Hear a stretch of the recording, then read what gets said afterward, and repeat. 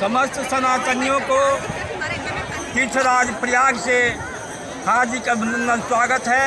समस्त सनातनी समस्त देशभक्त यहाँ इस बार के कुंभ में पधारे, यही कामना है। माँ त्रिवेणी, माँ गंगा समस्त सनातन भक्तों को कल्याण करें, यह एक मैं यहाँ से शुभ संदेश जारी करता हूँ।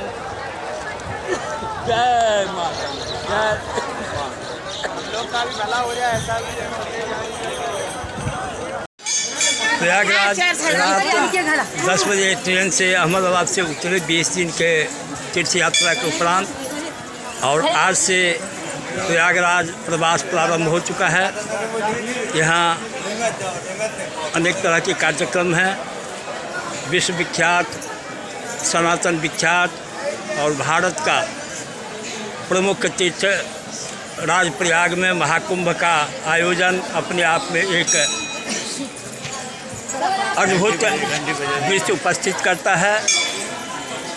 और आज प्रथम संगम स्नान के उपरांत अक्षय वट का दर्शन करने निकले हैं।